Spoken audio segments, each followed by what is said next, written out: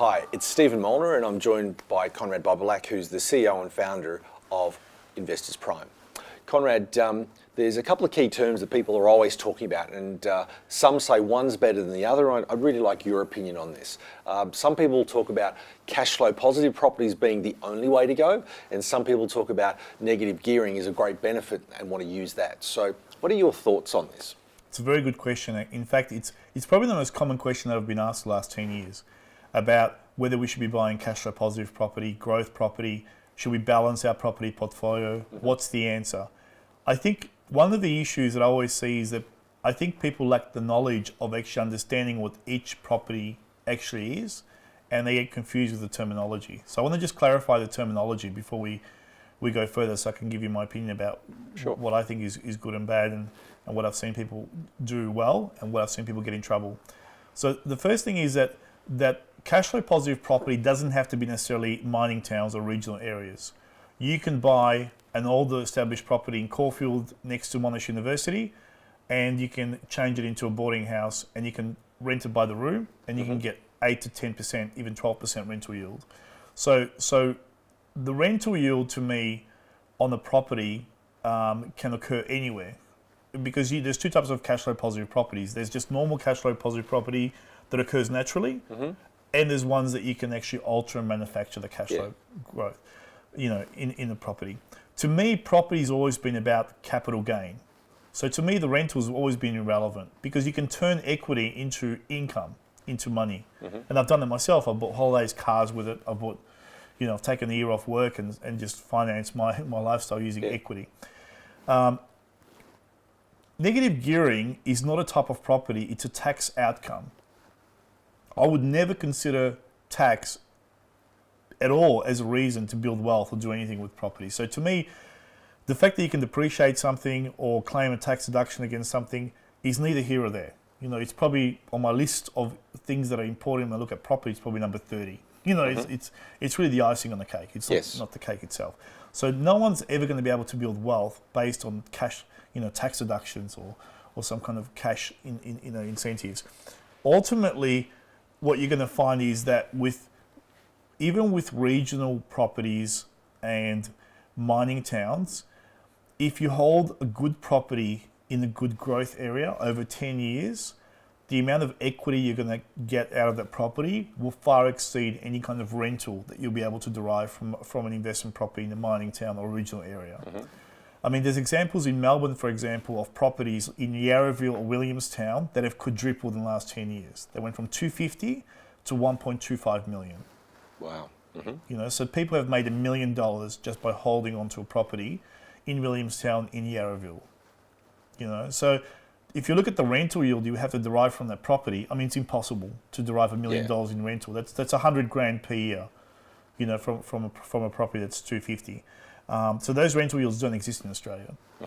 So to me, it comes down to what your objectives are, and it comes down to what you want to accomplish. For most people, the reason they get seduced by cash flow positive properties is because they can see that after the third or fourth property, they can get close to replacing their income altogether.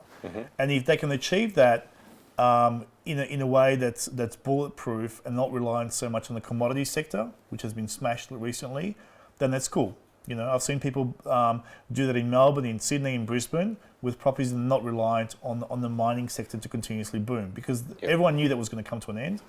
And it has done so, and that's why now in you look at WA, you look at Karratha, South Hedland, Port Hedland, you look at those areas, you look at Queensland in the Surat Basin, I mean, those properties got smashed. People have lost a lot of money, and the rentals have come down.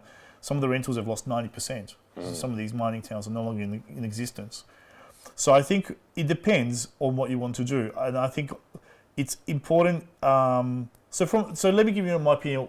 I don't do it myself. I don't like it personally. I don't like mining towns. I don't like regional areas that much. There are exceptions. Like, for example, in Melbourne, in Victoria, I think Bendigo is a really good area. It's diversified.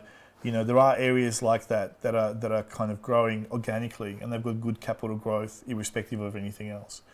But for me, it's always about the best use of my time and the return on my time. And I can make more money by buying growth properties and holding on to more growth properties than try to get cash flow out of properties. Yep. If I want cash flow, I'll just buy a growth property and sell it in 3 years' time. And the amount of equity that I'll make of the property will exceed any rental that I can gain. So for me personally, it doesn't work. Having said that, I know a lot of investors that have pulled it off quite well.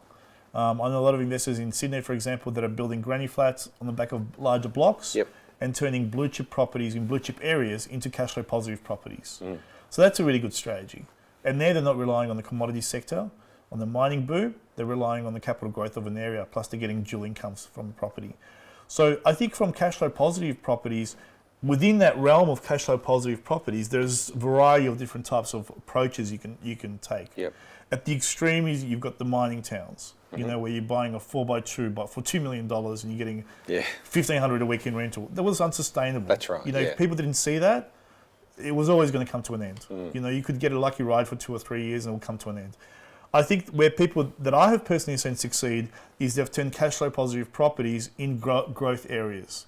Therefore, they're getting high income, but they're still getting growth. Sure. And that's probably the best strategy to utilise.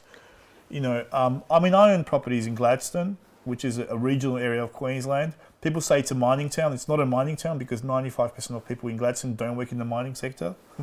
But it's very much the diversified town. But they have also, the rentals there have gone up a lot because on the back of the mining sector. And now they've come back. But my properties are still cash flow positive and the development sites. So to me, it comes down to the investor, the skills, the knowledge, and the level of creativity. If I had to buy cash flow positive properties, I'll definitely be looking at growth areas and then try to manufacture and turn that property from a cash flow negative property into a cash flow positive property. Before I would look at any kind of remote areas where they're relying on one particular sector, and if that sector changes, it doesn't have to even change. It can just be the currency can change against that sector, make it less competitive. Yeah, you've got no control over that. You've got so many different variables. Like iron ore prices could just tank. Last year, I've received about 10 emails from clients that have lost everything, including their house, because of their overexposure to cash flow positive mining towns. Completely wiped out. Cross-collateralized, the bank sold up all the mining properties that they had, plus their house as well. You know, so to me, that's a huge risk. Negative gearing, you know, deductions, to me, it's never been important. I maximize all my tax deductions always. I've got a really good accountant. But that's something that I look for after the property has passed all the due diligence and everything else. I would never look at that as any kind of criteria for shortlisting a property, you know, because you can't get wealthy by saving tax, you know, or claiming increasing your tax benefits. So it almost sounds like your priority is more towards the capital growth and enough cash flow to support and hang on to that property. Is that right? Absolutely. The rich have always known that the key to building wealth is in capital appreciation. That's why it's called capitalism. You know, and the poor always chase cash flow because they want to get out of their job. You know, and that's never changed. And I see the traps with that.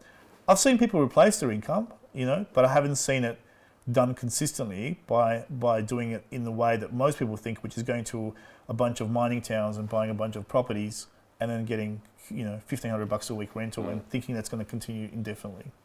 That's not a sustainable model in my mind.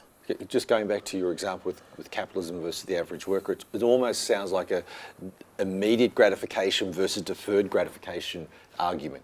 Absolutely, because, you know, you think about it, you've got a person who works in a factory working 60 hours a week and suddenly they've got someone shows them that 2 properties in a mining town can replace their 60 grand income. What are they going to do?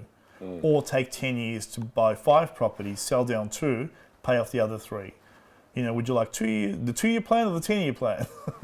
You know, so most people want results now. They get seduced by high rental yields. They don't care about the risks so much. It's almost a form of gambling in my mind. You know, if you've got an established property portfolio, you know, if you've got 10 properties, it's okay to go and gamble in the mining town, maybe buy 1 or 2 properties. Because if anything happens to those properties, you've got a buffer built into your property portfolio. You're not going to lose your house. You know, you can absorb the losses. But if you're just going all in, which is a lot of these people do, thinking that every property is just going to continuously go up in value and the rental is going to continuously climb, I mean, that's a form of gambling to me. And now, especially now with the commodity sector slowing down, a lot of people getting laid off, we've seen towns that have completely turned upside down in WA and Queensland, and those people that have had overexposure in those towns have paid the price. Yeah. Okay. Very insightful. Thank you very much, Konrad. Thank you.